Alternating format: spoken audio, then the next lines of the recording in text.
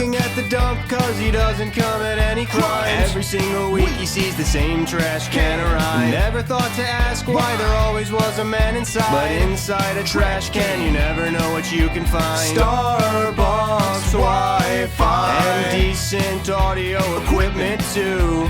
So tune into Cold Hard Trash for you. It's a podcast. It's happening. Happening. Live. Episode 100. 100 episodes. We got kicked out of the pizza parlor, settled in the garbage dump. 100 weeks in a row, though. Well, 101 weeks because we missed 1 week. True. 101 weeks in a row of 100 episodes of Cold Hard Trash. Real trash heads would know about that missing week from episode. ADR it in here. No, it's just we didn't release the episode, therefore. Well, it would have been episode whatever. It's like the 13th floor of Wayside School. Just go between those two episodes. It never exists. Hey, wasn't that theme song? That was great. How about that new intro to the thing? Anyway, welcome to Cold Hard Trash, CRT episode 100. 100. Ding, ding, ding, ding. I'm your host, Trashcan Jones. And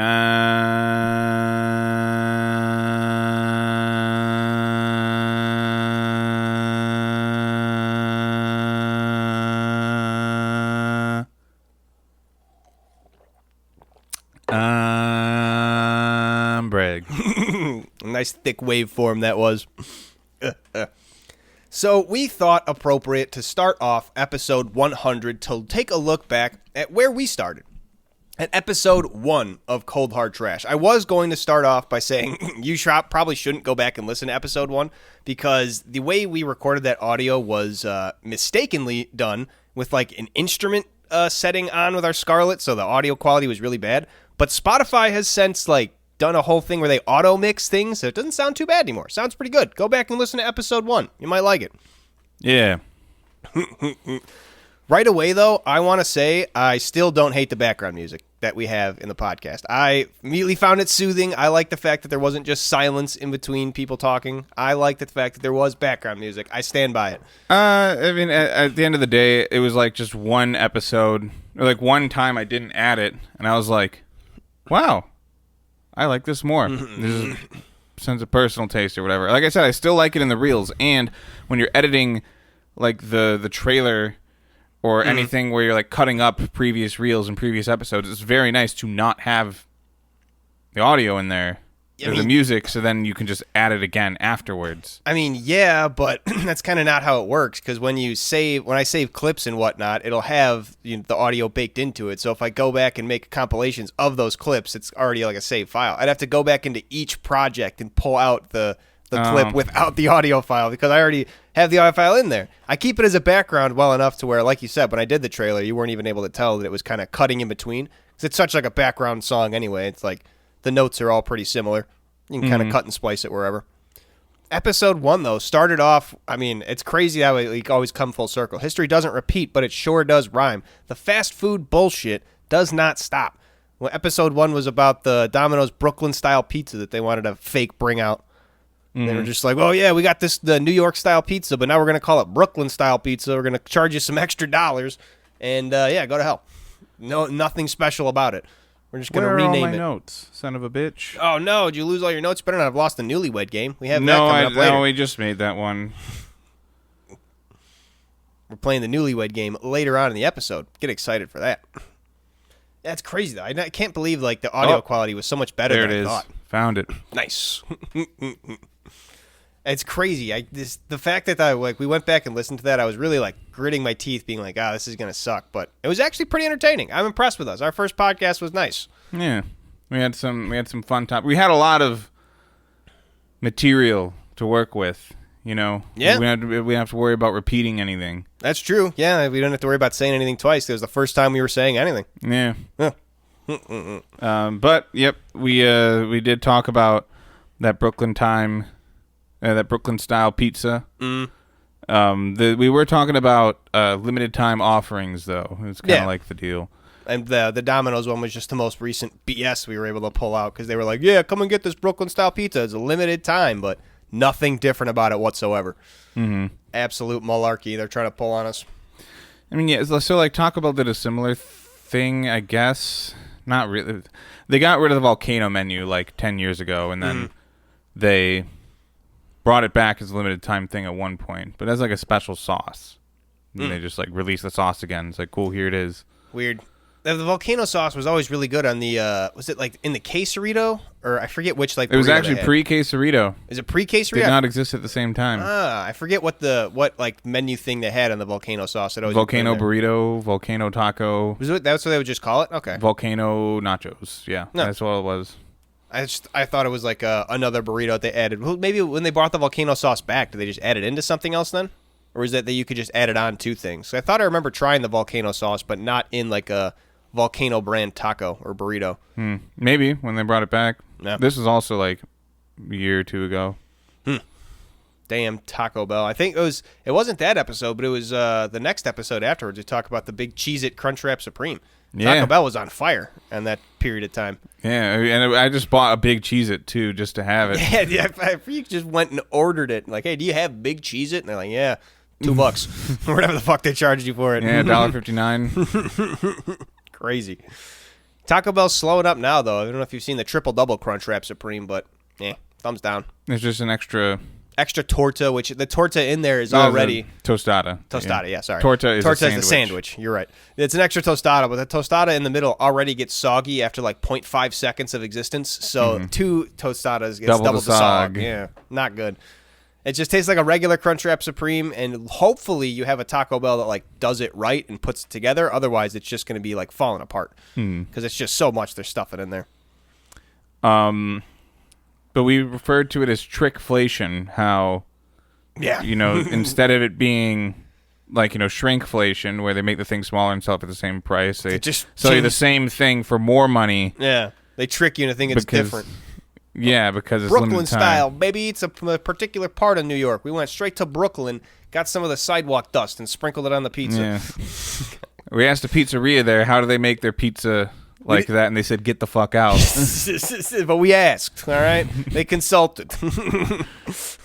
We talked about a really good prank that I really still understand of just buying a bunch of fast food and then throwing it out after paying for it. We don't throw it out. You don't? No, you just zip past the window where you're supposed to pick it up. Oh, you don't even pick it up. And you do. So either way, it's after you pay for it, you just don't get the food. That's the prank. They're going to be so confused. They're just going to be sitting with a bunch of food, and they'll throw it out. And yeah, they'll feel really bad about it. The people on shift will get free food. Maybe. I don't know. That's probably like against policy to do something like that for a lot of places, I'd imagine. Seen those videos like Starbucks throwing out dumpsters full of bagels because they don't want anybody to have it? I don't think... I mean, corporations are going to be like, oh, yeah, use it no matter what.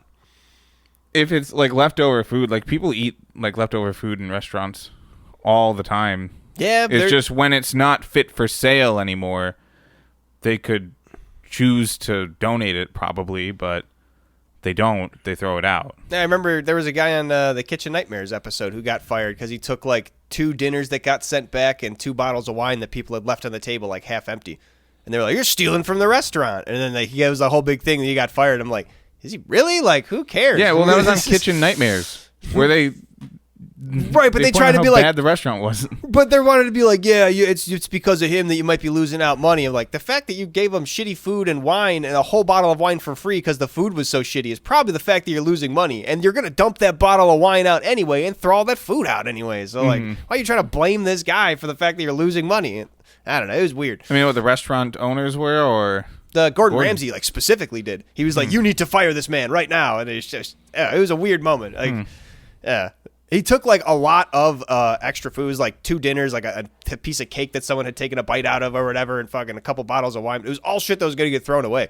Yeah, and he's just like, I really didn't see a problem. And Gordon's like, "You didn't see a problem? Oh, get him out of here. Get him fired." And it's just like, all right, weird. I don't understand that. Yeah, well, but then my restaurant / fast food experience, it's never been a big deal. All right. I assume that like with corporations and all that being like extra. I thought Gordon Ramsay was like the the liberal side of that. Corporations would be even more tight-fisted. I don't know. Maybe it just depends on the person, because a lot of the fast food places, especially like franchised, right? As much as they are underneath the corporation, they still get leeway to do what they want with certain things, I assume. Mm-hmm. So, could be a place-to-place basis. I mean, that is a thing. Like, some Taco Bells are definitely better than others, and some like McDonald's are better than others. Like, it's a thing. Yeah. Here's something that I found out though when looking into this: the dollar menu has inflated in price twice as quickly as regular inflation over the past 10 years. Really? Huh. It must be that the McDonald's CEOs are really trying to make sure they keep their buck. That's the thing. Yeah.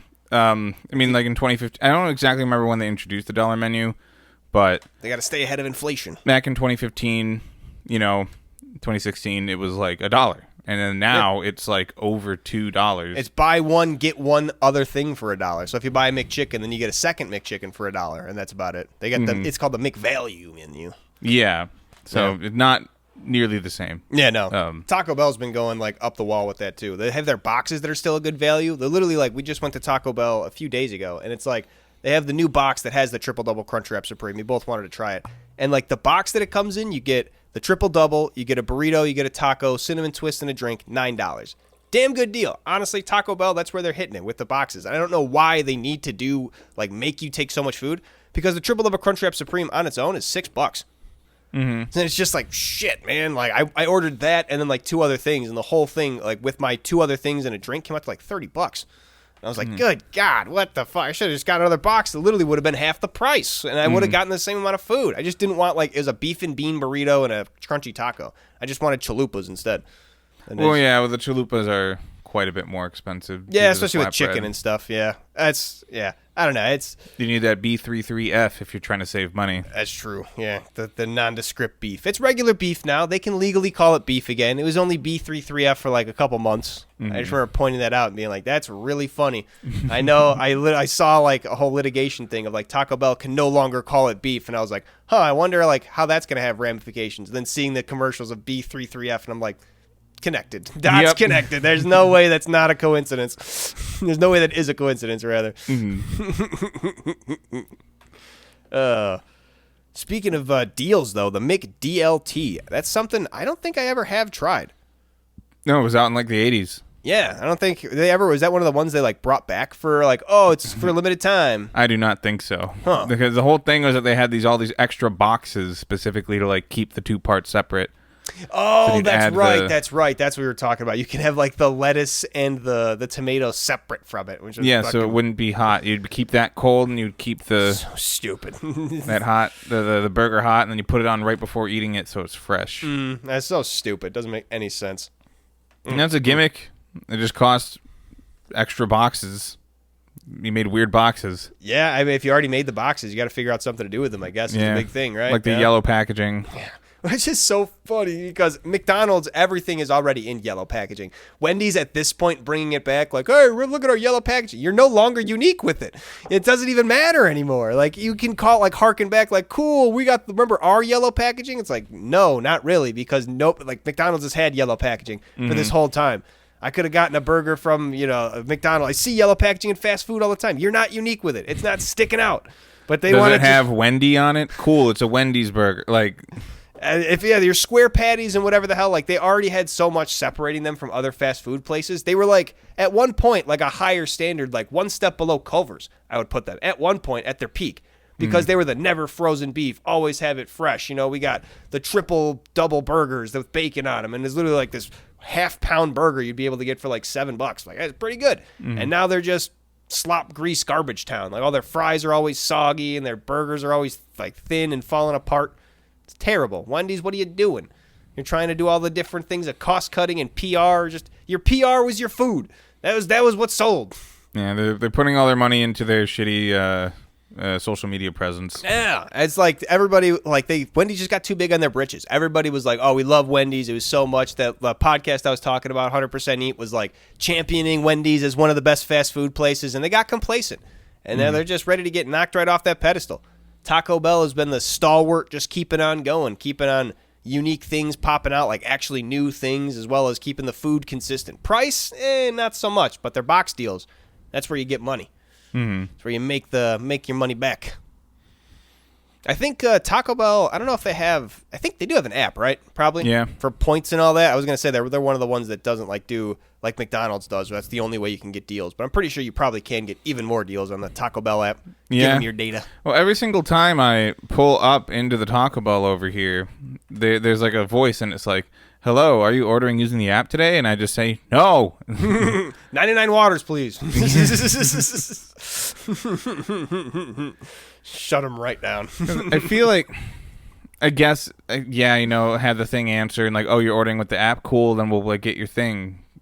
I'm pretty sure even if like you say yes, it's still a person that like is like, all right, what's your code? Like afterwards. That's just like supposed to be the robot greeting, so someone doesn't have to be there like waiting like, huh? All right, welcome to Taco Bell. What can I get for you?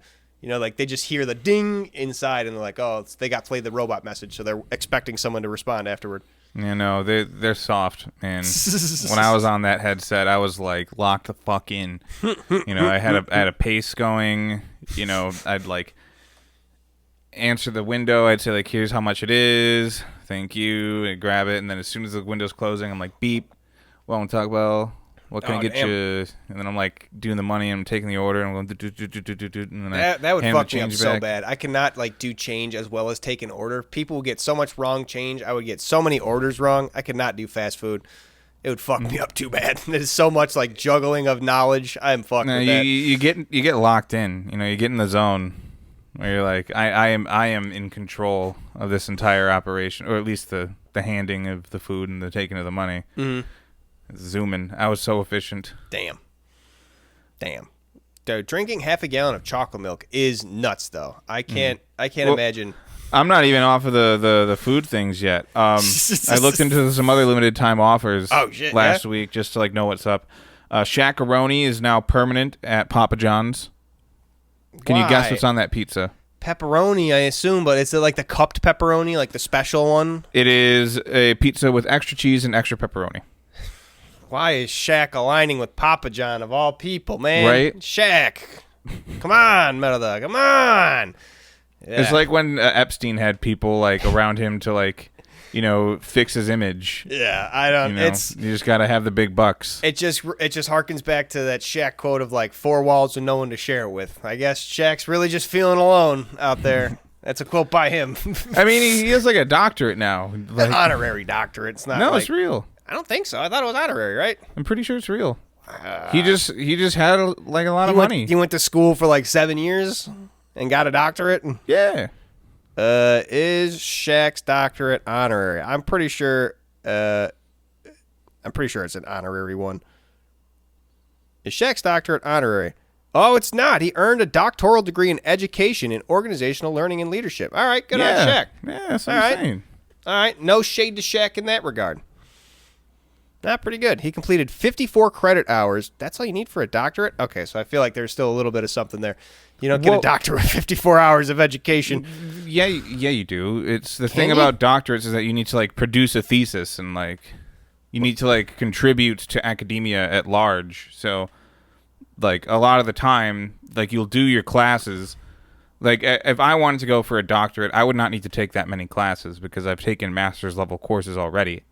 And then a majority of that time would be spent teaching classes as a doctoral student and continuing my research so that I could push, like, I could present something new and interesting to the field. If somebody had just never gone to college, they could just work on getting a doctorate?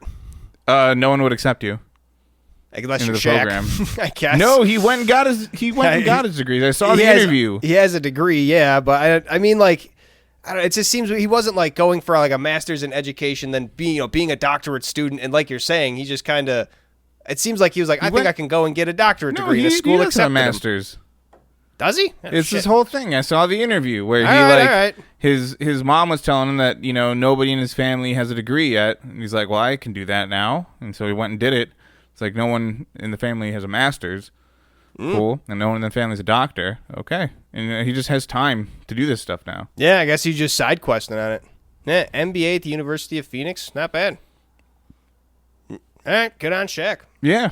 Yeah, he just had time. He could do it. I assumed he was just like every other celebrity getting honorary shit done and skating on the easy way. Yeah, no, he's out there. Yep, he's out there, but also out there with Papa John. So good on Shaq, but it only goes so far. Another thing about limited time offers and stuff like that, I was looking up stuff because the Fresh Fit menu is back at Subway. Oh, yeah. And then I was like, is that the thing that they were hucking with Jared Fogle?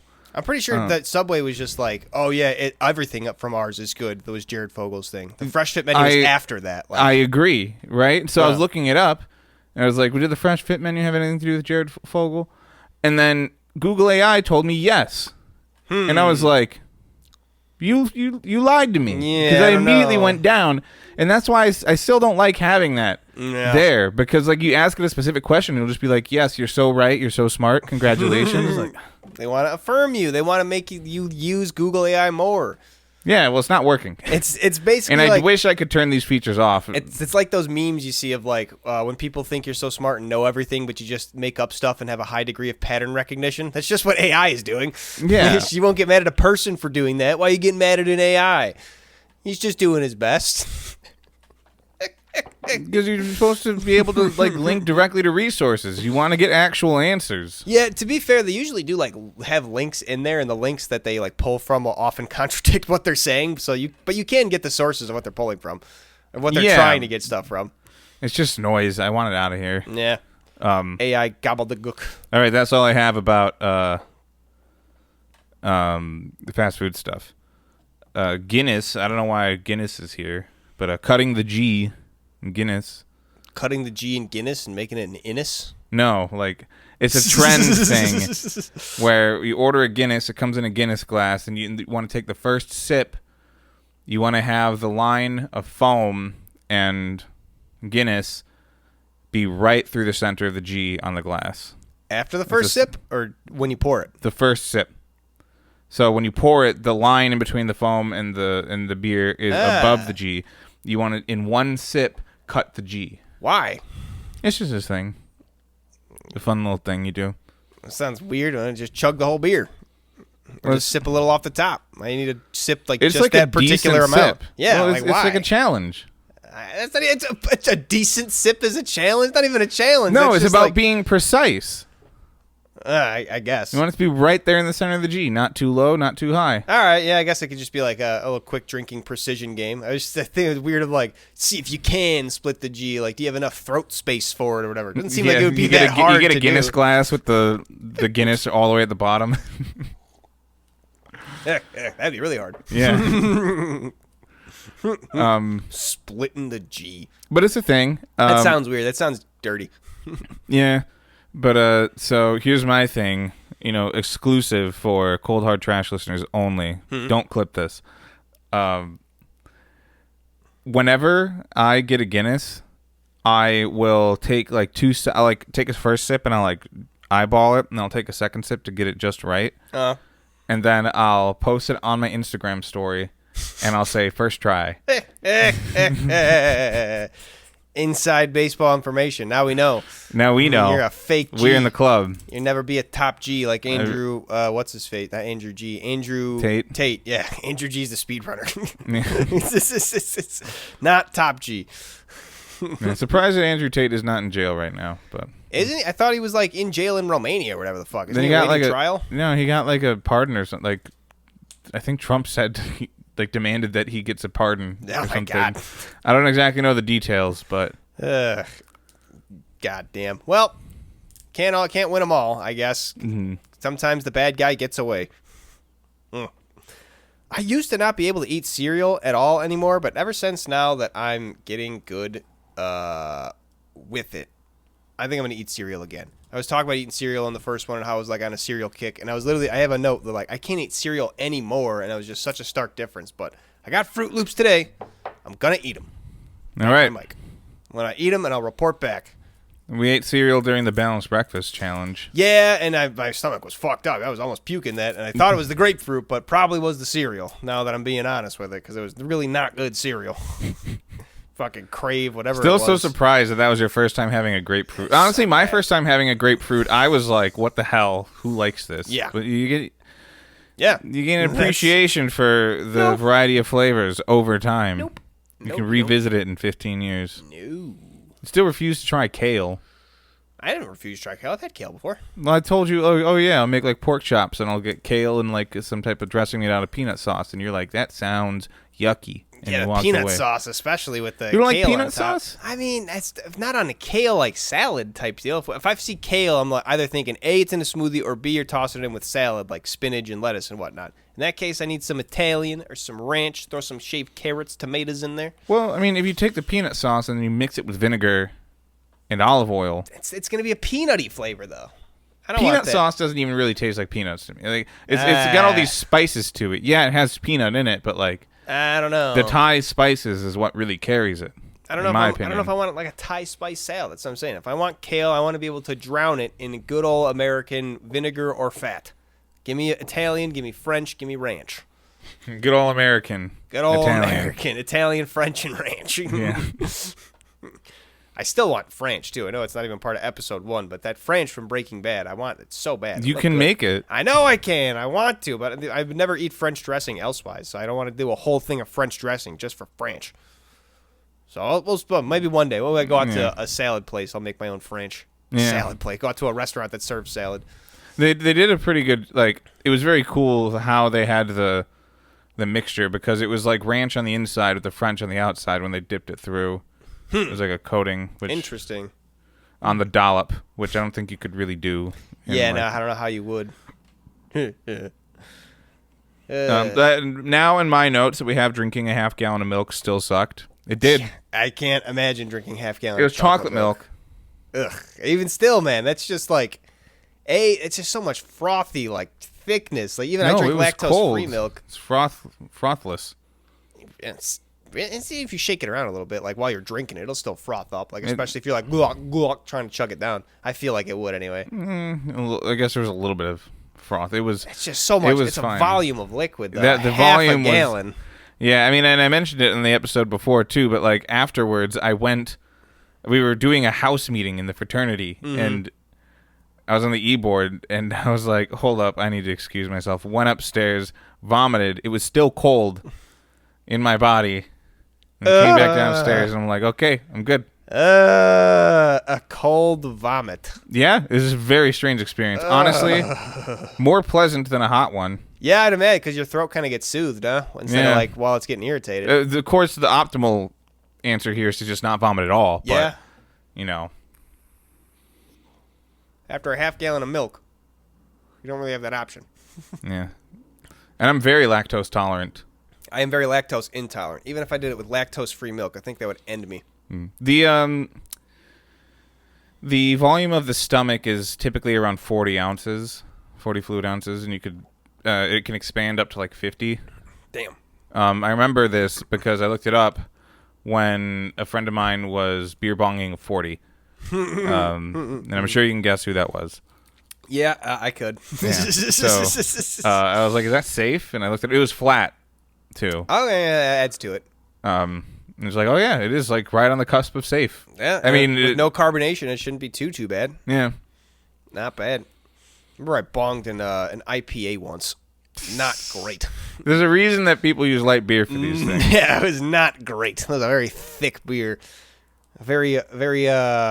It was just because I hate IPAs, and that was the only beer we had to drink, and I was like, all right, if we're drinking this, then I want this experience to be 3 seconds long, and I could forget about it. It just bonged it really quick. You still remember it today, so. Yeah, no, I guess, yeah, because that was the only time, like, I just bonged a beer out of necessity, because I didn't want to drink fucking 312. I can sip it very slowly, but it was already 10 p.m. 312? Wow, that's like the easiest going ale. I hate the taste of ales and IPAs. They're just so strong and like hoppy. Where like it's just when I drink it, I can sip it like very slowly, especially if I'm eating. Like I can like just swallow it with food. But it was like 10 p.m. We were looking to get drunk real quick for the night. I'm like, I'm not just chugging 312s. I'll bong it so I can be even quicker, because that would be terrible. I have a note about fruit and salad. Did you put fruit in salad? You like putting fruit in salad? Yeah. Weirdo. Fruit and nuts. Gross. So like Grapes can be strawberries good. and salad, great. Yeah, it's very springy and summery, you know. I fucking hate chicken salad with like raisins and stuff in it. That one chicken salad is kind of like, when you say salad, I don't really think of chicken salad or tuna salad, like Okay. in that category. Fair. But I do like raisins Nah. in chicken salad or grapes. None of that. Fruit and salad's just gross, dude. How about in fruit salad? Okay, when it's fruit salad, then in that case, vegetables in there is weird. Salad, you need lettuce, maybe spinach, maybe kale if you want to mix up the greens, carrots, tomatoes. If you want a little bit of onion, a little bit of red onion on there, fine, a little bit of extra flavor. But that's really all you need. That's salad at its core. That is the best salad possible. I find that I can go without carrots for the most part. Not like carrots. They had a nice little crunch to it, especially if you get them like, I like it a nice, like, not exactly thinly sliced, but if you meet them like, I don't know what that would be, like kind of cube sticked to where they're like thin but still like full carrot sticks. I like that.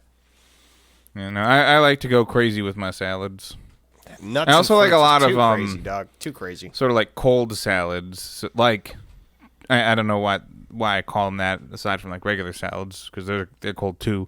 But I like a tuna salad or a chicken salad, or I've made a thing before where it was just like peas and carrots. But then I sort of like made a dressing for it. Huh. Peas and carrot salad. Those I usually just like steam with butter. That's good stuff. These were just like, just peas and carrots and like a dressing made out of like vinegar and mayonnaise and pepper. Speaking of fruits and stuff, though, we still never figured out. Olives might be grapes. We still need to pickle a grape and figure out what happens to it. Do you have vinegar? Probably. We have like pickle brine and stuff. We have like jars of pickles, but we don't have grapes. We need to pickle a grape and see what happens to it. If it comes close to an olive at the very least, then I'm not wrong. It won't be. You don't know that. No one's done it before. We don't know this. Olives are indeed a different plant than a grape, so I don't think it would be a 1-to-1. But still, like the saltiness and everything in the olive, I think you might get something if you pickle a grape. Yeah, but olives have like a very consistent like flesh texture. You know, their skin isn't very different from their internals. And the brine might make everything fuse together in a grape. You don't know. I'm saying nobody's pickled a grape and found out. I think a grape is going to continue to be like juicy. I'm saying, what happens if you go to an olive farm and then you go into the back room and there's just a guy dunking grapes in pickle juice and then planting those and just being like, these are my olive plants. I would admit you're right. That's what I'm saying. If that's what I'm saying. It could be a big thing. We don't know. We need to get on it. They might be grapes. Olives might be grapes. I'm not giving it up. Well, yeah, we'll test it. We'll try and test it in the next month. We will have a conclusion about this after 2 years. We will have the science behind it. I will prove myself either right or wrong. You know, I'm a man of science. I'm positing this hypothesis with the hope that I'm wrong, right? That's kind of how you're supposed to do it. The fear in your eyes when you realize you're correct. Exactly. That's kind of the way science is supposed to go. You find every reason that it could be wrong. You plan for that. You try to prove that. And once you can't, then you can prove that, or say that it might be true. Well, the thing also about like trying to prove yourself wrong isn't really like you're hoping to be wrong type thing. That's not equivalent. You're just saying that you hope you're wrong about this. But it has to do with how you're setting up a hypothesis. You have it against something called the null hypothesis, right? Right. And you do this whole statistical thing. It's been a while for me to like speak on it as clearly, but essentially you set it up and you're aiming for, you set like a p-value, which is like a threshold, and then you do all these statistics. Right, to determine it's like whether or not the change was drastic enough, relevant enough. Well, you look at the change, and then what you're essentially testing is what are the chances that this could have happened by coincidence. Right, as opposed to what are the odds that this actually had a direct correlation to it. Yes, and you want to rule out the null hypothesis. Right, that it could not have possibly happened. Yeah. And to say with confidence that it is correlated. Right. So. I remember. I had to write a lot of papers in psychology like that. Oh, okay. Going against the null. But yeah, that's the whole thing about trying to prove it wrong is like you do the test like sort of coming from that angle, but like you have your own, like, yeah, you're going to be as objective as possible, but of course, like, you have your own opinion. Like, when you're writing papers in college, you definitely ain't objective as possible. Fucking the way basically I was taught to write was like, You're going to find what you want to say, and then you just find sources to prove that you're right and sources to prove that you're wrong. And then that's basically it. You don't change what you're going to say. You just find things that can support your argument or disprove your argument either way. Oh, well, I mean, I definitely would go into papers and not knowing where I was going to really finish with it. That was the other thing. They would also put in, my teacher would tell us, like, if you're going to change your mind, like, be open to it, but, like, don't stay staunch. Just be like, if you have the direction you want to go, just go in that direction and keep, like, don't stop yourself and be like, what direction do I want to go in? Let me find these sources before I figure out. Just keep going forward. Get, like, 4 paragraphs in. You feel like you need to change, man, change it up a little bit. Mm-hmm. At least you have, like, 4 paragraphs of work to work with now. Mm. Yeah, it was more of a thing of like she wanted to help us get started and get moving, kind of avoid that analysis paralysis of like sitting in front of 100 sources, an entire database, and like where do I even start? Like if you have an opinion on it and where you're in, just start writing with that, and then you can find stuff to either support you and find people that are going to disagree with you.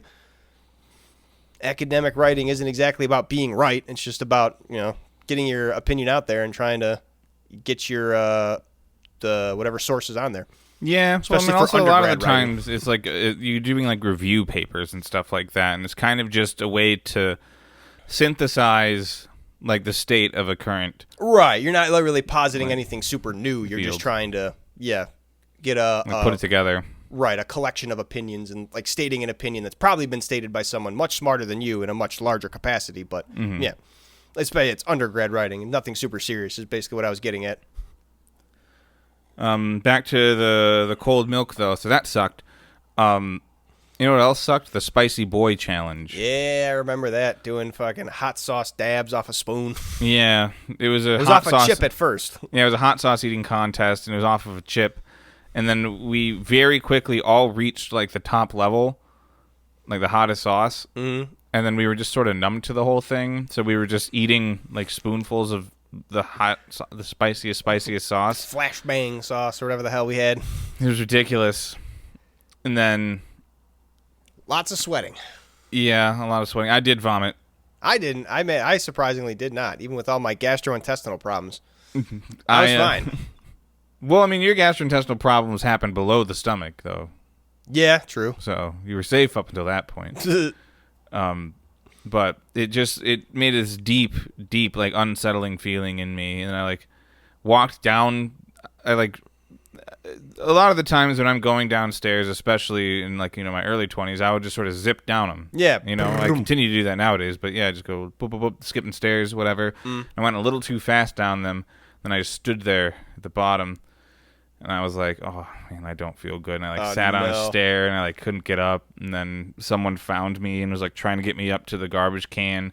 And like grabbed the edge of it, knocked over the garbage can, started vomiting on the floor. Oh, no. It was really bad. Don't just eat hot sauce like that. I do not recommend it. Or eat like something so spicy that like you stop. Yeah, that's probably not the best But the best way to test your limits. Mm-hmm. Just eating so much that you find out you can't anymore. Yeah. Oh, God. The spicy boy challenge was a day. I can't. I want to say that it didn't help my gastrointestinal problems, but I don't think it contributed to it. It'd be really easy to say like that's where it all went down, but I'm pretty sure I had problems even before that. Eating hot sauce straight. Do you have anything else you want to wrap up with episode 1? A couple more things. I put down chip technology continues remixing Doritos and Ruffles. That's the thing you showed me, but I don't remember what the original chip technology we were impressed by was. Were we talking? It wasn't that episode. We were talking about the big Cheez-It, so it couldn't have been that. I don't know. Chip technology. I don't remember. We listened to episode 1 and we were going to talk about it, but we did this fucking last week, so now we can't even remember our own notes. Yeah, what was the chip technology? What were we so excited about? I don't remember. We should have listened to episode 1 again. We were sitting around doing nothing. Yeah. Shit. Damn. Well, go back and listen to episode 1. You can tell us about the chip technology. Drop a comment. Some cool chips we were thinking about 2 years ago. Yeah, I don't know. There's maybe something about flavor infusing chips. I don't know. But the flavor blasted like Ruffles with the Cool Ranch, I think, is like the premium way to eat Cool Ranch chips. Ruffles chips have such a good texture, and Cool Ranch is such a good seasoning. It's best of both worlds, honestly. Shatterproof technology might have been real. Yeah, we looked at that. It might have been a real actual thing. It wasn't just bullshit plastic. They actually like made special plastic that could be, good for alcohol and make sure it doesn't denature and all that. So like, all right, good on them. There's like specific like BPA-free plastic or something like that. I don't know. This is another time that Google AI pissed me off because it just affirmed what I was asking, and I'm like, okay, like where are the sources? Please tell me. And then it kept on like sending me down a rabbit hole of like those shooter bottles, which were supposedly made popular by airlines. Yeah, they'd have the what you call it. Just that's what when you order whiskey on a plane, that's what they give you. It's just that little bottle, pour it out. Yeah, but a lot of those were still glass. Yeah, when they introduced them, and then they eventually switched to some plastic ones. Smart. Probably a lot cheaper for them. The other thing is the mycelium network does not extend under the ocean, like you said. Don't know that. Nobody's been under the ocean to check. We went pretty deep into the ocean, and we found mushrooms there, but they were different mushrooms. How do we know they don't connect with the other mushrooms? Like, even in the wireless signal kind of way. The idea of the mycelium network is that it is a single organism. And maybe it uses, like, water to connect through it, too. Who knows? Maybe, like, those mushrooms that are growing towards water or moss that's always growing towards water source, maybe the water is also part of the communication. The thing is, I'm not saying there's not, like, big mushrooms, big mycelium, but I'm not saying there's, like, a mycelium layer of the Earth crust. That is not the case. It might be. We haven't gone far enough into the Earth to find out. We went pretty deep. That we can't. It got really hot. Yeah, our drills can't fucking withstand it. For mushrooms. The mushrooms can. That's the problem. That's the thing. The mushrooms. I've cooked a mushroom before. We haven't plucked a heat-resistant mushroom that grows near lava. Part of the mycelium that's underneath there that's too hot for our drills. We haven't gotten there yet. Imagine mycelium. We got big mushrooms, and we got big ocean mushrooms. We got these different ones. And then we need the bridge Maybe if between they them. all united, we'd be in trouble, but that's not the case right now because we're still alive and not being overtaken by mushrooms. Maybe it's mushrooms that are so, like, it's mycelium that's so tightly wound and also expanding in the dirt, or what it is, with such force, right, at the same time that it's, like, getting pressed together, that it actually, like, the same way you can kind of boil water by pressure, like it's sort of heat that way, it's able to counteract heat. So it's not exactly heat resistant, it's just also producing the same amount of energy at the same time to stave off the heat, to like match it. That would also just be heat. Wouldn't it just translate to heat? All right, yeah. So what if it's also just generating heat? Maybe that's why it's so hot. Maybe the mycelium is just like there's no iron core growing. to the planet. It's just mushrooms. Just mushrooms. Sweaty mushrooms. Yeah.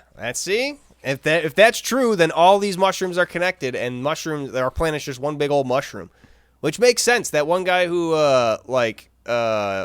interpreted the Dead Sea Scrolls, who was like, I think he was a linguist for like a career linguist for like his entire life, and then studying ancient languages, just kind of got on the path of studying ancient religions, just because a lot of the ancient writings were about religious texts.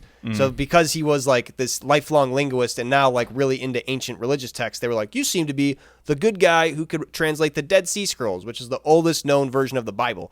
And this guy translated them and was like, oh yeah, we got this shit all wrong. Jesus is a mushroom. And they were all talking about how, like, these are all, like, rituals coded in metaphors and whatnot to take mushrooms and be more empathetic and not try to kill each other. And that was basically the whole thing was just about mushroom rituals. Like, that's why, and apparently that guy was what he translated it about. So who knows? All right, maybe the Earth is one giant mushroom. If I was the only guy that anybody thought could translate something and I couldn't read it, maybe I would also just be like, yeah, they all just like took a bunch of acid and fucking looked at the stars. Well, they found like Jesus. They found other like evidence that other ancient societies did practice with hallucinogenic drugs and whatnot for rituals. So it's not completely unheard of that this was also just one of those. Christianity might have started as one. But yeah, that was his whole interpretation Christianity of it. Is like, or Catholicism. I highly doubt that because we already had Judaism. That's where it came from. It's not like... Yeah, that's like Judaism. Like, I guess people who practice Judaism, like, his whole thing was when God rained down his semen from the sky and then it gave birth to his son, which was the mushrooms coming from the ground. We took his body and his blood, and then we became one with God and all that. That's the whole thing. They just ate mushrooms. Instead of taking the body and bread like that, they eat mushrooms and they become more in touch with God, and that's what it was. That's according to his interpretation. Then later, someone else came up with the whole Mary thing. No, that's the metaphor is I guess like probably that a woman, because there are some versions of Christianity that take Mary as like the one to worship overall, because while Jesus is like this great figure, Jesus doesn't exist without Mary. So really, Mary is the one you got to praise the most thing. So maybe it could be a thing of like Mary was the first person to find the mushrooms and be like, hey, if we eat these, then we can get closer to God. So they kind of, she's the one. She wasn't even pregnant, but she gave us this child of God, you know? And so that through a metaphor and a lot of twisting and translating, it becomes this virgin birth story. Could be. You know, it's a lot of game of telephone over thousands of years with this shit, so who knows? But that's according to this guy's interpretation of it. It was just a lot of mushroom and hallucinogenic rituals. Jesus himself was actually a mushroom. That was who they referred to. Yeah, I'm just having trouble finding the line between them here. But maybe if you recontextualize, who said it was the early writings of Christianity? The Dead Sea Scrolls? Yeah. They've been known like that for a while. Yeah, but if they're about mushrooms and nobody could read them for 1,000 years, like yeah, I don't know how they would know like the Dead Sea Scrolls were the Bible if they couldn't read it, right? Yeah, like it could just be something else. Like that's the whole thing. That's an interesting point, because like it's been known for a while. Like there's the Dead Sea Scrolls are I guess maybe whoever kept them for so long, like they kept passed down as a thing. Like this is known to be a thing of the Bible, but I'm pretty sure they were found in a pot at one point. So like, how did they know that they were the thing of the Bible? And this could be just some other shit about mushroom ritual. Yeah, I totally believe that. You're very much right. How do they know the Dead Sea Scrolls are the Bible? Huh. I never considered that. It was just kind of a known thing, like it was the oldest written version of the Bible. Like it had been known for decades. Mm-hmm. Huh. I wonder if the Google AI has an option for that. How do they know Dead Sea Scrolls are the Bible? Who figured that out? I guess... Oh, okay. So it's in both Hebrew and Aramaic. So they were able to know that the Hebrew version of it, they could translate that. But Aramaic being a dead language, they could not. So I guess they just assume... they just assume that Hebrew and Aramaic are one-to-one. They could be very different. But they could be different stories entirely. Could be. They're just together, and so people assume that it is a translation. Yeah, I guess they just say historians have found that it's accurate. That's the overview of it. But yeah, who the hell knows? Who the hell knows? There's been a lot of convenient rewriting of history over the years, which I guess was sort of what they sought to undo with his translation of it, right? To get like the most accurate that they could. But who the hell knows? Yeah, it's definitely fun to think about. It's really funny though. Like I believe it was the Catholic Church was the one that like sent him to do it, and then they were like, never mind. And once he came back with that, they were like, we're not going to do anything with that. He wrote a whole book on it and the whole shit. Like, but the Catholic Church doesn't acknowledge any of his findings, even though they were kind of the one to ask about it. Yeah, more stoned ape theory. Yeah, you can never escape it. Yep, indeed. But here's the last thing. I think we mentioned creepypastas at some point in the first episode. Did we? We mentioned like Squidward died. Oh yeah, we were talking about old SpongeBob and stuff. So I think we probably talked about Squidward's death or whatever. Mm-hmm. The creepypasta. Modern day thing that, the type of thing that creepypastas would be written about is just an Instagram reel I saw where a guy went into in GTA 5's West Coast Customs, right? Yeah, Los Santos Customs. Los Santos Customs. I think West Coast Customs might be the real place. When the Los Santos Customs dressed as the guy there, killed him, hid the body. This was an online, and just stood where he does, waiting for someone to come in. Someone pulls in, he just takes a gun and shoots himself in the head. In front of him. That's pretty funny. The guy pulls in like, this Los Santos Customs is closed. And he sees the guy shoot himself like, what just happened? That's pretty good. That's the type of shit people write creepypastas about. Yeah, right. And you see it, like, no one's going to believe you. Los Santos Customs killed himself. Oh, no. That wouldn't even be that creepy, though, especially in a game like GTA where you're seeing people die all the time. That would just be funny. Yeah, but to see an NPC commit suicide... I mean, they coded that into Saints Row 1 even. So I'm pretty sure there's probably a bunch of different things in GTA 5, like hikers who jump off Mount Chiliad and stuff. Like, there's probably suicides coded in for NPCs. I feel like you don't really see... Like, that's a really bleak thing. I mean, yeah, but like, with the ragdoll and everything, against, it makes it pretty funny. Compared against, like, you going on a murder spree, you know, that doesn't really acknowledge... the humanity of these NPCs, which aren't humans, but yeah, the suicide would be a very sad reflection of humanity in an otherwise just chaotic and funny game.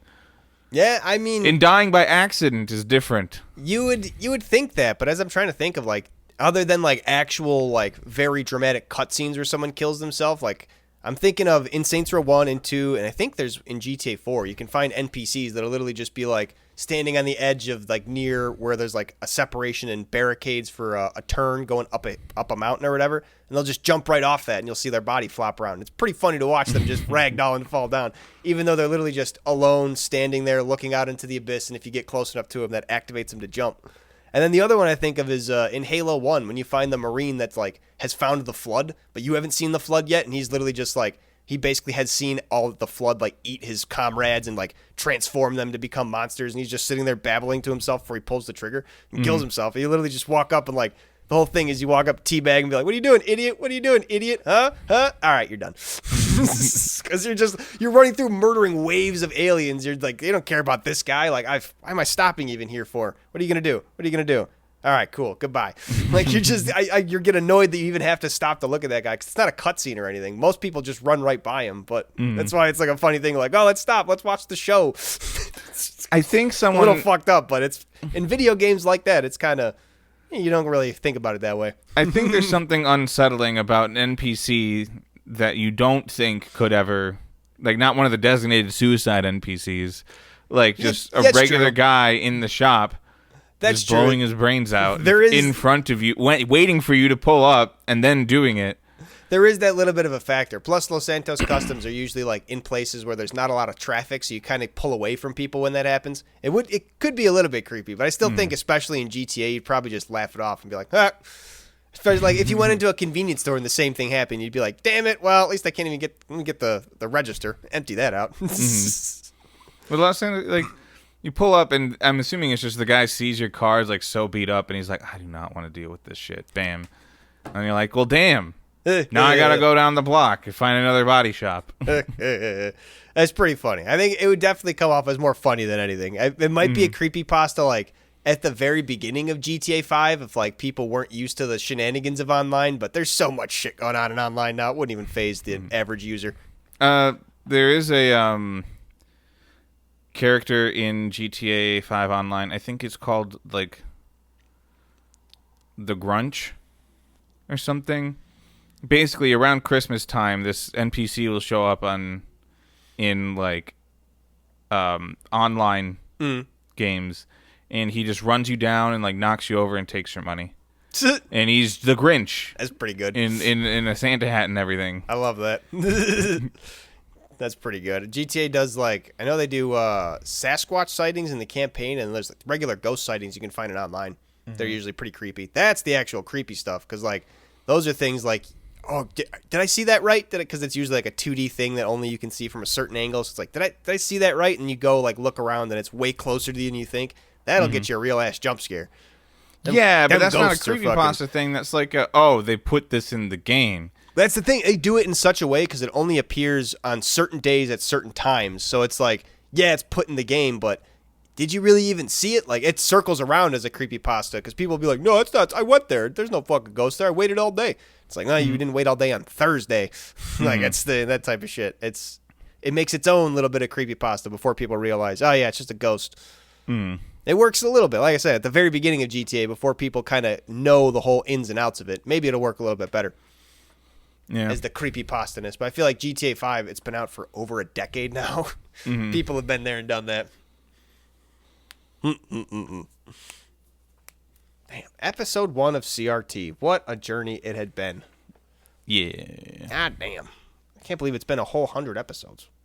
It's a whole 100 years. Spotify sucks dick, though. I recently found out that even if you download all of your songs for offline play on Spotify, the way it stores them is encrypted. It's real goddamn annoying. The way I downloaded them on my PC, the way it stores them on Windows is through an app data folder that you don't have permission to right away. You have to go and overwrite the fact that the owner of your PC is not the PC manufacturer, but you, your user, on the computer in order to give yourself administration access to even be able to view the folder. Okay, but that's just you didn't give yourself administrative access. Well, when you made your no, that's the thing. profile. You get administrative access, but then it's like a second level of administrative access you have to access because it's like system files and whatnot that they don't want you to just be able to get into. I could do that at any point on my computer. Well, you got a prefabbed.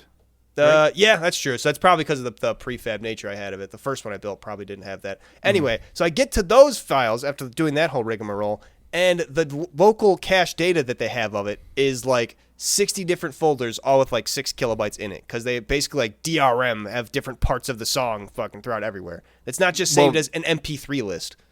Yeah, because then you'd just be able to take the music and then unsubscribe to Spotify. Spotify is a very convenient player and UI and way to use my music. If they can't make it more convenient than me taking all of the music off and just playing it on my own player, I mean, sorry, fuckhead, you don't just get to take that away from me. That's your fault. I mean, it'd be a terrible business decision for them to just let you download and keep all the music. Then you just like I don't think it'd be a terrible business decision. It would just be a less shisty take the money and run business decision. If you log in once, you download infinite music, you just buy like a bunch of hard drives and just download all of the music that you could ever want onto that, and then you just unsubscribe. You've gotten all of that for $5. That's kind of the trade-off between getting the media and spending the money on the media or buying a subscription service. But I can do that exact process without paying the $5 to Spotify. That's what I'm saying. Spotify is able to give me something of like, we have better music access for you, like it's a better player, it's smoother, it's a little bit easier, more ease of use. The whole thing, the best way to combat piracy is ease of use for things, not just locking things behind paywalls and not being able to do shit. That's not what they were selling ever. Like ever. They were selling the ability to stream live music. Stream. Yeah, and that's if it was a thing of like, and then they give you the option to download and keep your music offline. If they give you that option, they feel like they should let you do that. The fact that they said that they were going to do that and then do something different is what's giving me a little bit of a You shice. can download it and use it. Like, you can do it through the app. It'll download it to your computer and it'll play back through Spotify. But only through the app. That's the part that they put the caveat on. They didn't. That's not some. It's a little shisty. It's not. I'm not even really need to defend Spotify in this case. I just don't think. I think you had an unreasonable expectation of what they were providing. Like, they were never going to do that. I think I don't know. It's the same thing with like DRM with games. If I buy a game, I should be able to like have the game. I shouldn't have to do a whole thing where I'm checking in online and getting a whole like use their thing to be able to use it. If I have a game, I should be able to have the thing. If you had your Spotify subscription and then you also paid $10 for an album on there, I'd be inclined to agree with you. I see that. If you're buying a album, then you get those things, but you're buying a subscription for access to their music that they're distributing. I see. When you say it like that, that makes a little bit more sense. It's more like it's their music or library of music, and it's just the stream to it. And I guess they're literally saying, "Oh yeah, you can take this, use it offline whenever," but only the way we say so. That's kind of the part that I get. It gets me a little tripped up, but I guess that's just standard practice nowadays of just like everybody's going to lock the ability to use their stuff behind their own thing. Yeah, I don't think offline carries the implication of off-platform. Right, and that's what I figured I guess I figured it did, but yeah. I'm an old like head. I said, I don't really feel the need to defend Spotify, but I never got that implication from them ever that would be something that they would do because it's counterintuitive to like what their goals are as a subscription service. Like if they were doing that and you could just download and keep the music, then it's not that they made a service better than piracy. They just made like a $5 subscription to piracy. Yeah, like it's not better than piracy. It's better piracy, and it would be, and exactly, it probably would be still a decent business if you were able to do that. I guarantee people would still subscribe to Spotify if they made it a very easy like music viewer and download or whatnot. But they probably were like, we can take this in the more live service direction, make more money if we do this way, DRM all our songs and make it more of just music streaming, and we're only going to provide the service instead of providing the music. Which I guess it's, like I said, I guess it's par for the course nowadays. I would just hope that companies would be a little more customer focused. Be more like, hey, you would probably want to do this thing, right? We'll let you do this thing. As opposed to, oh, you probably want to do this thing? Well, here's the reason why you can't. And I guess it makes sense why you can't, but still, fuck you. Let me do my thing. Yeah, what you're looking for is iTunes. Yeah, because then you actually like buy the whole music. But instead, buying the whole music, that's some shit. You're going to release music digitally. I will buy it, I guess, if I really support it. But if you're releasing music digitally on the internet, you kind of just, I don't know. It's free at that point. You let it out there. People get it. You want to have a platform that streams it and counts the streams and stuff, and then pays you a royalty for that. Which, I mean, Spotify is pretty cheap on that front, but yeah, very much so. It's easier to distribute, so a lot more people are going to hear your music for a lot less money per listen. Yeah, no, that gets a little bit squirrely too, because especially like. It was Metallica, right? Was the first one that was like trying to sue Napster for when people downloaded their music off there. I think they were the first ones to become like super litigious about it, and they were like, "Oh, you should like sue all your users and whatnot." And there's the very beginnings of the internet. Napster's like, "I don't know what the fuck you mean by that. We were just a file hosting site, and people used our site. What do you mean? Like, no, we never met you, Metallica. We didn't try to steal from you at all, like that type of shit." And that's kind of how it fizzled out. Was like Metallica really didn't have any legal basis at that point, but. Probably there would be nowadays if a site had just taken their music and let people download it. Wedding game time? Yeah, let's play a little bit of the Newlywed Game. So if you don't know what the Newlywed Game is, there is a series of questions, and we ask each other, or I guess we just sort of ask, it should be like a third person asking us, but I'm just going to ask the both of us, and we have to answer what the other person thinks their answer would be. So we'll start off with a really an easy one of just like, what's their eye color? Right? And Brendan's closing his eyes. I'll close mine too so you can't tell. So what's their eye color? I have to try and guess what Brendan's eye color is, and he has his answer already written down, right? That's not one you can change on the fly. We'll get to ones that are a little bit more abstract, but this is just the example one. I'm pretty sure yours are brown/hazel. I don't know how you define that. They are classified as hazel. Yeah. I would accept brown or green. Both are present. Really? You have a little bit of green in there. I never realized. Your eyes are one's red and one's blue. Yeah, you got it. At least one of them is blue. Yeah, I know it's blue, but then I looked at the glasses and I was like, I'll say this is... Yeah, I've never really known the difference between hazel and brown. Is there green in there? Yeah, a little bit. It's a little bit. It's like brown. It's like a green backdrop, brown coming from the center. Yeah. That's hazel. Okay. And you definitely got them hazel eyes. And it was brown with a little something, because it's not just a straight brown. You got a little of the brightness in there. Yeah. All right. So the next question, where did we meet? Why don't you answer this one first? I think it was Pledge Party. Oh, wait. I have to go to Pinning my answers. party. I have the answers written down. I wrote fraternity in college. That's correct. Yeah, but like we knew each other from that, but like yeah, like Pledge Party, like first meet is like a specific moment. I think that was it, because I don't really remember you doing Rush Week. Yeah, no, we didn't. It wasn't like immediately when we first joined the fraternity together that we were best friends. It took a little bit, but yeah, as I didn't remember specifically exactly, but yeah, fraternity in college. Yeah. That was another easy one. I put them in the order. It should be getting harder and more abstract as we go. All right. The next question. Who said I love you first? Really? You thought it was me? I thought it was you.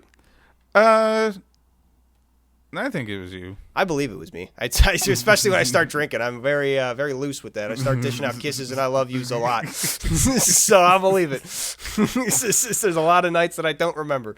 That's what I just wrote. I did lots of drinking involved. I wanted to see if you would also say you and I could just get past it.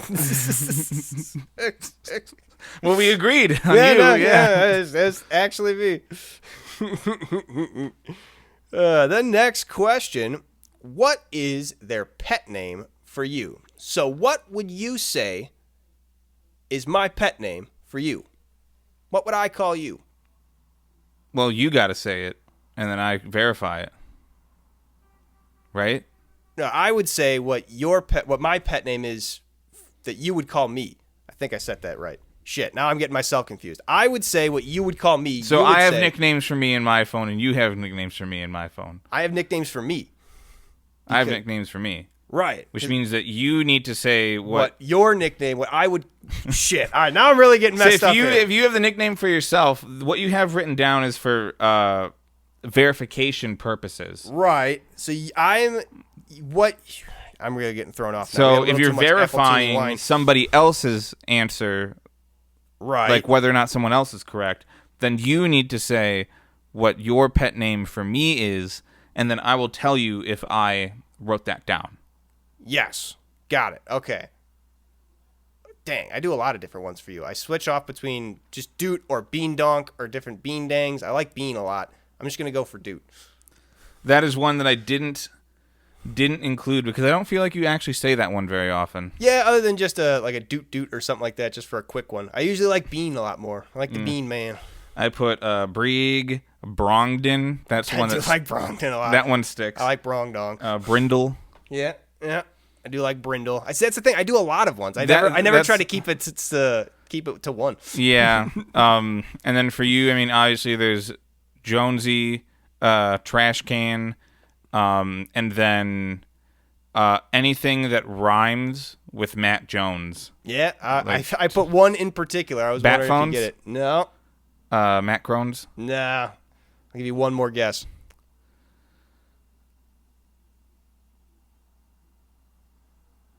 You actually say it pretty a lot. I'm surprised it didn't come to mind right away. Jones Cabones? Close. Jones to the bones. Okay. I usually say that whenever I pop into Discord. Fucking Jones to the bones. Yeah. It always makes me laugh. Instead of bad to the bone, you're fucking Jones to the bones. All right. Then next, the newlywed question. Who is their celebrity crush? Now, this is going to be hard for me because you said you just looked up actresses. I picked one. I have a reason. All right. So if you have a reason, I'm going to try to think of the type of gals you might like. Gals or guys. So shit. I could have also looked up guys. I felt like we needed to make the question somewhat easier. All right. I'll go for right down the middle. Anne Hathaway. She's popular nowadays. No? Oh, damn. I don't know. Even more. We'll go straight for the bullseye. Margot Robbie. Bombshell Blonde. No. Dang. I'll give myself one more. Go for the alt pick. Charlize Theron. No. Damn. All right. Who was it? I put down Anya Taylor-Joy. I have probably no idea who that is. She has big eyes. I like big eyes. Anya Taylor-Joy. Blonde. Oh, yeah. Okay, I know who she is. She's Queen's Gambit. Chess girl. Yeah. Yeah. Big eyes. Big eyes. Big, wide eyes. Vaguely alien looking. Yeah. Could definitely be a gray alien. All right, who do you think But in me? a good way. Want to get abducted by her. For you, Emma Stone. Nope. Good one, though.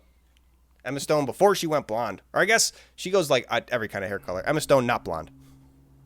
Mila Kunis. No, Mila Kunis is gross. Fair enough.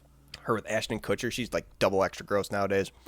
Yeah, I guess I forgot about that. I think she does Meg and Family Guy. Yeah, she does. That's what still. I was thinking of. All right, good pull then. And then Kirsten Dunst. Oh, that was a good pull, though. No, I put Velma Dinkley. Okay, so you did go if I knew fictional was on the list, I told you fictional was on the list. I thought you were making that as a change for me. No, right of then course when we not. were talking about it, like if you wanted to, you could. Okay, No, if I knew that, I probably could have. That probably would have. I would have gotten that. Velma Dinkley was my first love. Mm-hmm. First one to make me question of why do I like when she drops her glasses. Good old Scooby-Doo. It was crazy that it was weird that I kind of got to grow up with that crush because I watched the original Scooby-Doo when I was really young because it came out back in the 60s. So I watched reruns of that when they met Batman, Adam West, and the Harlem Globetrotters and shit. And then I'd watch What's New Scooby-Doo and Scooby-Doo just never stopped coming out. I had no shortage of Velma Dinkley growing up. Mm-hmm. She was everywhere for me. Thumbs up. It's a classic story. Oh yeah. None of the Hex Girls though.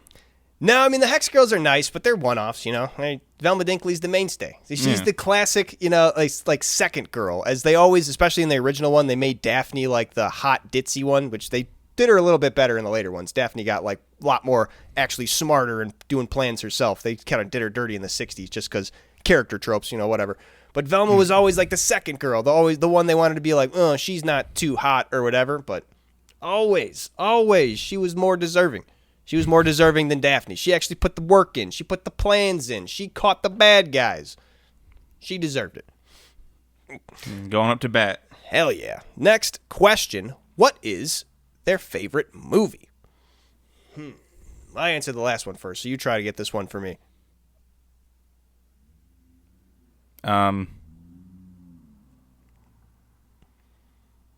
Rush Hour. No. Good guess, though. I'll give you a hint. It is somewhat relevant to what to movie conversations we've been having recently out of podcasts. Oh, Naked Gun? No. Spider-Man? Rocky IV. Oh, okay. Yeah. There's no easy way out. There's no shortcut home. Yeah, Rocky. The thing is, we haven't seen a Rocky movie together yet. So yeah, but we were talking about doing the Rocky Marathon. We have been talking about it, yeah. Yeah, you got to watch every single Rocky movie. Oh, Rocky IV is the best. It's half musical, dude. It's so fucking good. It's so good. He's just driving angry to fucking Robert Tapper's. The flashbacks are going, just slamming the steering wheel. It's so good. So good. Your favorite movie, though? I don't think you're going to get it. Where the Wild Things Are. No. Nah, I'm trying to throw one off the wall there. Let's see. More serious style, maybe? Yep. Okay. American History X. No. Damn. If it's more serious style, let me throw Crash out there. That's one of my favorite serious movies. No? Nope. Damn. No, that's right. You hadn't seen Crash. We talked about that. Damn. Synecdoche, New York. Whoa, never heard about that. What's that about? It is about a director who is he's a pretty decent stage play director, and then he gets a budget to make something really, really big, important, his magnum opus, and he spends basically the rest of his life aiming for some type of perfect capture of who he is through this, and he never succeeds. And it is extremely, extremely surreal. So my description does not do it any justice for what it actually is. Surreal? You mean I think it's surreal, like melting clocks, like walls falling apart and shit? If you wanted to it's none of that in particular, but if you can understand the thought process behind those images in the first place, Salvador Dali. Right. Time stretching out, feeling like it's forever, being lost and all that. Yeah. Okay, I can see that. This is more do they do it big style, effects wise, Inception wise, where they're really trying to throw you off as the viewer, or is it more just this world that he's living in is kind of just surreal and offset? I don't think it's really. I mean, there's kind of some interesting. There's a vibe that it might match with Inception at some points, but it's not meant to trick you in that way. It's right, not, and not that's what I meant. Not as trying to use it as what you call a device to give you not suspense, but a twist or anything like that. Just more like, trying to show you like, oh, the walls are topsy-turvy. Like he's walking and the camera's like switching around to where now he's walking on the ceiling going home or some shit. Nothing like that. Okay. But, I mean, it's when it starts off, everything seems fairly normal, right? It's like only as the movie goes on does you it start get to notice more. Okay. Well, I don't even think it's like you start to notice. It's very in your face for the most part. Interesting. But it does start off a bit subtle, and then you're just like, okay, wow, like this is not being subtle at all. All right, that's kind of interesting. It's kind of like how the new Twilight Zones are when they start off. Like you kind of always wonder, like, all right, I know something's gonna be off here, and then by the end of it, you're like, oh yeah, they're just throwing this kind of heavy-handed in your face. Like this is some wild shit. All right, the next question though, what is their favorite band/artist? This one I feel like is gonna be tough for both of us because we kind of go all over the place. Especially you always come by with, oh, I've been listening to this person is my new favorite. This person's my new favorite. I feel like every week. So, damn. Yeah. I don't know. I guess Jane Removers to start. Correct. Oh, shit. Yeah. I was going to say that's the most recent squeeze. Nice. Well, honestly, I've had, like, other artists that I've listened to since that I've been like, oh, like, I love this. This is great and stuff like that. But, like, Jane Remover was, their work. I was like, okay, I'm locked in. Like, I was listening to a single song by Jane Remover 100 times in a week. Damn. Yeah. I didn't do that for multiple weeks, but like I was like locked the fuck in. My music artist is kind of the same way to where I literally wrote sorry afterwards because one of the ones I had to like acquiesce of like, yeah, no, I've never done anything else like that with any other artist. So. I feel like we need to listen to more jams so I could get this. But see, that's the thing. A lot of the stuff from this artist, I don't play it by jams. I feel like a lot of people would not appreciate this. They roll their eyes at me saying this is my favorite artist. Wesley Willis? No. Okay.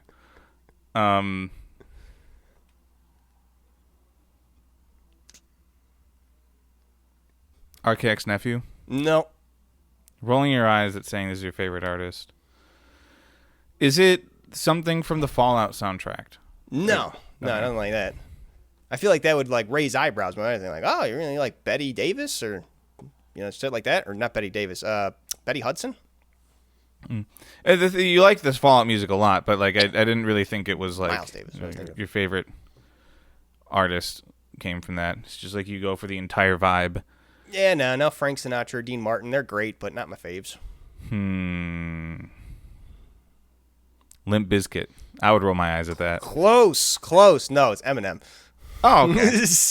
Yeah, that tracks. Yeah, that track. I have never had somebody that I'll listen to full albums back to back, like listen to like one song, like afterwards, like I got to hear that back like different times. I haven't really been on him super much like the last probably few years, but my entire childhood was just like defined, and still as I looked up like the amount of artists that I have downloaded, Eminem was the top one. So I was like, all right, I got to give it to him. I still listen to a lot of his music, a lot. So. And you could throw the Eminem in the jams. Just understand that Eminem does have a lot of corny stuff out there. The thing is, like, you gotta get the vibe. I like the jams. In, right? Like, I'll throw in like what's it?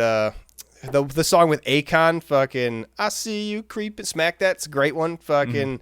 Well, he has a lot of stuff, and his whole multiple personas type thing, like right. It's he has like in D12, like I mean he was being corny a lot on purpose. Right, it's a bit of his thing. It's a big part of him. Exactly, yeah, and he can get super serious. It's this thing. I listen to a lot more of like the spoken word stuff and a lot of things like it wouldn't be like good for jams. A lot of like silent driving by myself music. That's what I like listening to. Music that'll like lock me into work or lock me into doing whatever I'm doing. Yeah, no, I couldn't give it to anybody else. As I was searching up, like, who do I have the most downloaded to? I just had to give it to him. Unfortunate. I mean, not unfortunate. I feel like it's a little unfortunate, but it shouldn't be. I feel like wear your Eminem flag. Pride. Even though he hates this podcast, he is our number one fan because of how much he hates it. Exactly. If they were an animal, what would they be? Raccoon. Close, but not what I put. Yeah, I feel like other people might guess it too, like that one too. A jaguar. Yeah, good one. Yeah, indeed. Jaguar is the coolest cat. Slim down. It's in its weight class below that it should be. Always waiting to bulk up. Mm-hmm. Sooner or later, as soon as I figure out Feisty. how to eat food. Yeah, it's feisty. It's going to kill crocodiles. Nobody expects them to do that shit. Mm-hmm. Well, kill a crocodile. See how much. What animal would you be? Just bear to start? I don't know if it'd be... Was it right? No. Ah, damn. I do like salmon, I will admit. And berries. That was a pretty And good. honey. Yeah. I like salmon and berries and honey, too.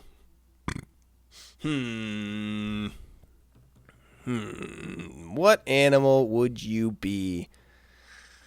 I don't see you as more cat style. Maybe like a hog, like a wild hog with the tusks and everything.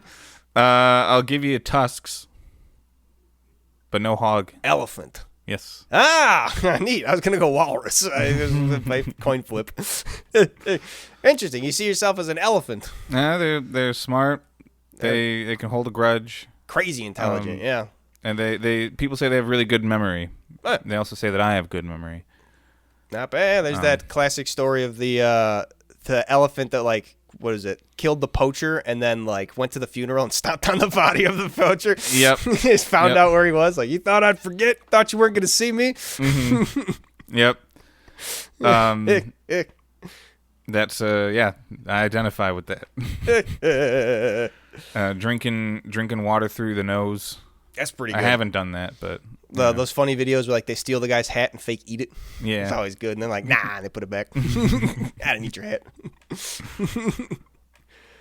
All right. And these last two questions are the real abstract ones. When did you know they were the one?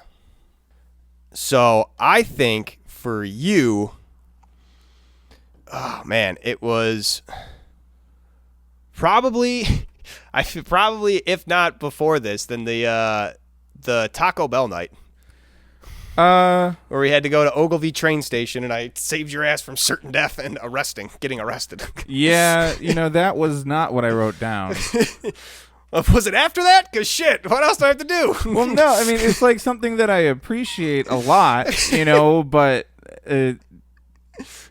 I didn't think it made you like me more. It's something that, like, bonded us. Something like we were never gonna go back from that. It's like, well, we're together for life.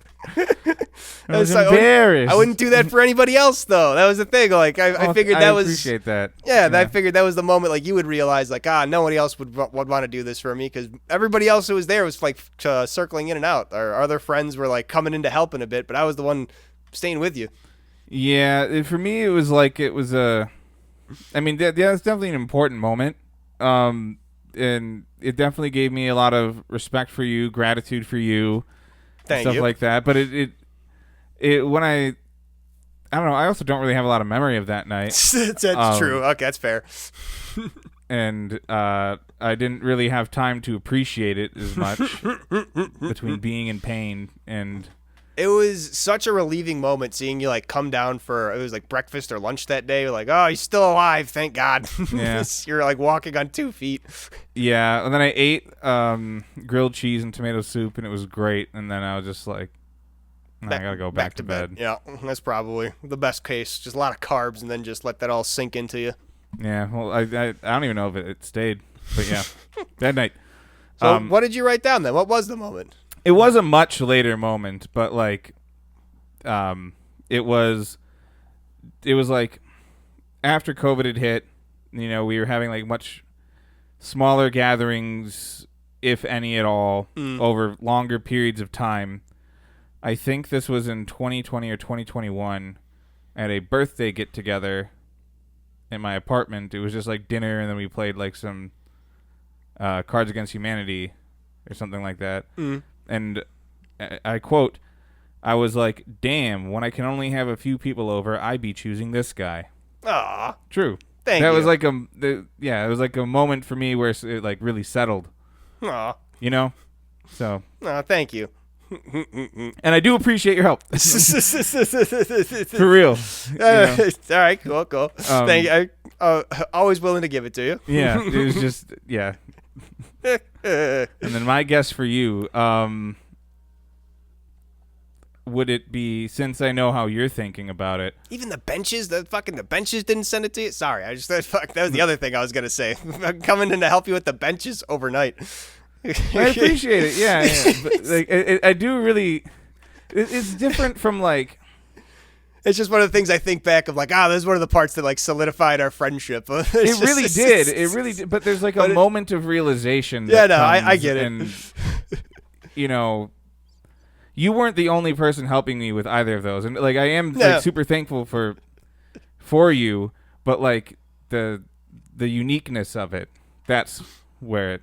Yeah, that was like the moment where it was for me, like, you know, the uniqueness of the friendship. I understand. It's super sweet. Thank you. I'm just giving you some shit. I'm thinking for you then, the when I put together the get well soon card for when you were in the hospital after they had to airlift in a doctor. They didn't have to airlift in a doctor. They just had to call him to come in early. Oh, I thought you said they sent him in on a helicopter. No. What the hell did you get that from? I don't know. It's definitely no. He started at 11 and my surgery was at 9. It was like the guy who does the biopsy started at 11, and they were like, well, we didn't plan to have a biopsy for the surgery, but we need one. So they called him and they said they got his wife, and they're like, need to wake him up and get him into work right now. Yeah, no, I swear you told me that they had to get a guy to come in via helicopter. the via helicopter? No, I don't know where that came from. I don't know either. It was just a little early. He had to get his wife to drive him in. But yeah, I went to the store and I picked out a card with a hunky man on it. Yeah, I remember the card. It said, yeah, get well soon for me or something like that, and I got everyone to sign it. It was super nice. I really appreciate that. Honestly, that was one of like the lower parts of my life too, because I was like just getting super into like making this whole new group of friends, and I have this terrible thing where I'm getting my intestines removed from me, and I'm like, great, I'm gonna have to go and figure out school along with like these social things, and that helped a lot to know that I had like people basically waiting for me when I came back. I really appreciated that. Yeah. It's not what I wrote down though, because what really truly like solidified to me were like, oh, this guy, he really like he looks to me for things, was when you trusted me to help with Bruce. Not just going to get him, but also like, you know, helping me, like allowing me to like help him like take out pin feathers, feed him, change his things, like basically allowing me to be his uncle. You would always call me. I was like, oh, he trusts me enough to let me be his bird uncle. This little guy, like you said, like you could very easily like crush his head with a grape. I had to be very delicate with him. I learned so much about birds, and it was so fun doing it. Yeah. It was a super fun bonding experience coming over and seeing Bruce and learning with him. Yeah. Learning with you. That was a great time. That was definitely like that solidified where I was like, I'm always going to be coming over here, even if this bird is here or not. Like, we're going to be doing a bunch of shit here. It was like right after that, I started bringing the PS2 over. We were playing like a bunch of that, played Def Jam, Katamari. That is one of my favorite memories. Is so like, good. I think we did did I already have the bird at that point? I don't remember. There was the one night that we did. We watched Mike Tyson's Mysteries while eating Tyson's chicken nuggets. So good. That was great. He literally watched the episode where he just eats that little girl's Tyson's chicken nuggets. It says Tyson on the bag, motherfucker. It's so stupid. I love that show. They made like so many seasons of it. We got to catch up on that. I thought it ended. No, they kept going. There's like I think like 12 seasons. Damn, and Norm Macdonald's passed away now, so like. Yeah, I think they made it like even after he passed, unfortunately. There's some we definitely got to catch up on. I can't speak to how great it still progressed after what was it, like the Amazon rainforest fucking the moon with its giant thing. The last episode was. Yeah, and then the next episode is just like. They just don't talk about it at all, because I'm pretty sure that was mid-season. Yeah, no, that show is so ridiculous. All right, and then the last newlywed question, the most abstract, arbitrary one. What is a thought of them in one word? So, you... How would I describe you in one word? That's your guess. What would I use to describe you? Well, actually, I think you went first last time, so I should go first. Yeah. What word would you use to describe me? Scamp. I always like that definition for myself. I ended up putting down 3, and because I couldn't. There is a word out there that would capture it properly, but I only had a couple minutes to do this. Is trash? Or is that one of them? Trash can's one of them. Yeah. Shit. I don't know. I'll give myself only one more. I don't know. Determined. Because you always say, like, I don't stop things. I never really think that about myself, but you've pointed that out about me. Yeah. I have my autistic never stop doing things. I put energetic. Oh, thank you. Yeah, and kind of like, like a going forward type of way. Trash can, and then bastard, which yeah, as scamp. Yeah, it kind of works out. Put 'em together. Yeah, I thank you. I always try to I feel like I kind of struggle with, especially like my energy levels throughout the day. They've been getting better, especially now that I've been unlocking my back and decompressing my spine. I don't have to take as many naps throughout the day. Feels good. And thank you. I appreciate that. Yeah. There's a stick-to-itiveness, I guess. I don't even see it as that. I'm just like a person who's so stuck in routines to where I see it as if I don't do this, then I get mad at myself. Not for the reason of I'm sticking to it, but it's I wanted to do that thing because that's the thing that I do. That's my thing. Yeah, that's why it's a thing about you. It's not like something that it's like an aspect of you. Yeah, I guess that is. It kind of builds a part of it. Well, thank you for recognizing. I kind of demonized that part of myself. I'm glad that it's cherished by others. I try to use it in positive ways. Yeah. Thank you. I think I need to yell louder for this. Yeah, because God, I hope the quality is okay. We'll see. Hopefully that buzz doesn't come through. Yeah, I think it's because I left Chrome and Spotify open as apps. Whoopsie. Yeah, Chrome will do it. Spotify not so much. That's usually pretty, especially when you have it minimized. Mm-hmm. It's pretty low priority. But what word would I use to describe you? I only put one. You only put one?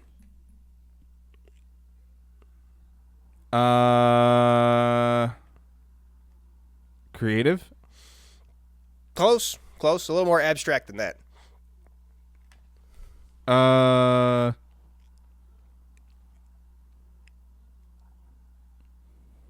It's close to creative. Mm-hmm. More abstract. Damn, I feel like creative is like it's quite abstract. When you hear it, you'll be like, oh, yeah. See, intelligent? I didn't want to say that because, okay, cool. Yeah, it feels presumptuous. It's part of it, but it's not exactly what I wrote. Inventive. Also part of it, but no. All I wrote was, wow. Aww. Because it's every time that I talk to you and you would bring different things to me, whether it's just a new music suggestion or the fact that you're going to working to start a brisket business or all these different things, it's just, you amaze me as a person. Just the fact that you're able to do so much, you're able to keep such a great attitude while you're going through things, you're progressing in your career and having all these different just wins back to back in life, and it just makes me so happy that there's someone out there that is doing so well and is so amazing. It's part of the reason I wanted to start a podcast with you, not just because we can talk for 3 hours super easily, but you're just a spark for me, a spark of inspiration. You make me want to be a better person. Aw, this is a Newlywed Game. That's I kind of wanted it to get a little more mushy and stuff towards the end because it's a little more.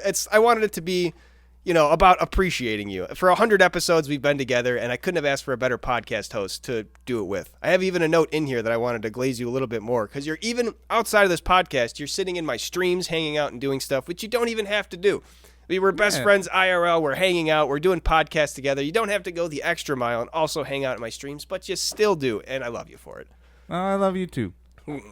It's fun going into the streams too. I like to see what you're playing. Talk shit to Molly and then apologize because she doesn't understand trash talk. At least not to that level. It was like wrestling trash talk. You were like, yeah, fuck you. Gonna put you in the fucking ground. Yeah, that got a little too intense for her at the start. It's a fun time, though, and I'm so glad to have you as a friend. I'm so glad to have you in my life. You have done nothing but make my life so much better, and that's every time I look at you, I just say, wow, I can't believe I have you as a friend. Aw, that's cheating. I had to use real words. I use real words, too. That's what I know. said. It was abstract, right? It's one of those things you wouldn't, it's not an exact, like, caricature, but it's one of the things, like, it's a feeling, right?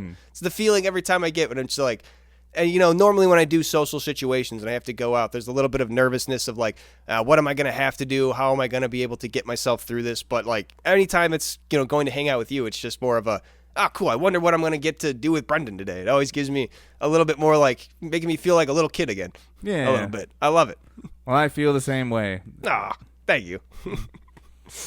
I hope you all feel the same way about our podcast because it has been 100 episodes of it and there's going to be 100 more. We ain't going anywhere, so if you don't like this podcast, this must be a bee in your bonnet.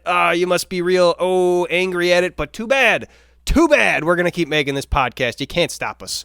Let us know what you think about the new theme song. Yeah, the new theme song debut. We didn't even talk about it because we were just so into it. The beginning of the episode would have been a great time to mention it. Yeah, it would have been super great. We should superimpose, all right, so let's talk about it here. Cut. Hey, wasn't that theme song? That was great. How about that new intro to the thing? Anyway, welcome. And then we just cut it into the whole thing of episode 100. Do you want me to actually do that?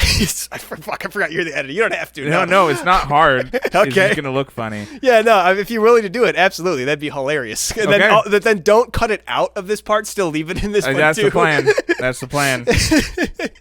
That'd be great. Thank you for tuning in to episode 100 and all the tune-ins that you've done beforehand. If you've been a loyal listener, then thank you so much. If this is your first episode, then thank you so much the same way. We hope you have a great time. Hope you had a great time listening to this podcast. We sure had a great time making it, and we're going to keep having a great time making it as the days go by. Don't you worry. Yeah. So until the next time, hope you have a great rest of your day, and I hope the trash stays cold and hard wherever you're at. Peace out. Deuces.